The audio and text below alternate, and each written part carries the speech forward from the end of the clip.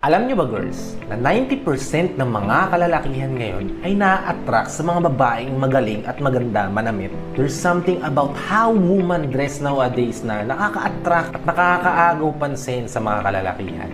Kung nabasa nyo yung thumbnail ko ngayon, siguro alam nyo na kung ano yung topic natin ngayon. At siguro, ang iba sa inyo, may mga ganitong outfit na o may mga ganitong gamit na pwede nyo magamit para mas maging kapansin-pansin ka sa mga kalalakihan. Outfit na pwede mo maging key para magustuhan ka ng taong gusto mo. At para sa mga walang idea kung ano yung sinasabi ko, tamang-tama itong topic na to para sa inyo. Dahil today, gumawa ko ng list ng mga outfits ng mga babae na gustong-gusto ng mga kalalakihan. What's up? Kamusta? Welcome back to my channel. Andito na naman ang iyong likod, Gary Okino. Kung bago ka pa lang sa channel ko, hit like, subscribe, and hit mo na notification bell para updated ka sa mga bago nating videos. So without further ado, simulan na natin tong topic natin. Let's go!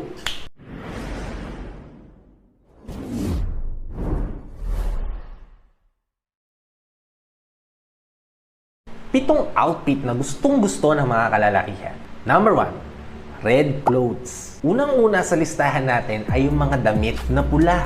Kayo na bahala mag-isip kung anong bang klaseng damit ang meron kayo basta pula na pwedeng maka-attract at pwedeng maging attractive sa mata ng mga kalalakihan. Dahil kahit ano pang klaseng damit yan, malaki ang impact niyan sa kalalakihan, lalo na kung ang kulay niyan ay pula. Scientifically proven na kapag ang babae ay nagsuot ng something red, mas nagiging attractive o mas magiging kapansin-pansin siya sa mata ng kalalakihan. Katulad ng mga lipstick na pula, di ba? Kapag ka nasuot ka niyan, pag wear mo yan sa labi mo, mas kaagaw pansin ka sa mga kalalakihan na syempre sa mga kababaihan din. Malaking halimbawa si Ann Curtis, kung kilala niyo siya, o si Jessie Mendiola. Kahit hindi sila naka-makeup, kahit wala silang ayos-ayos sa mukha, basta naka-red lipstick sila, agaw pansin na kagad sila sa madla.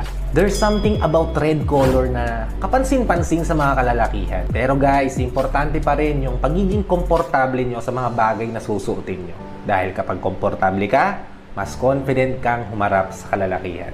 Kaya girls, kung may something red ka na damit na pwede mo magamit, guaranteed mas magiging attractive ka sa mata ng mga kalalakihan.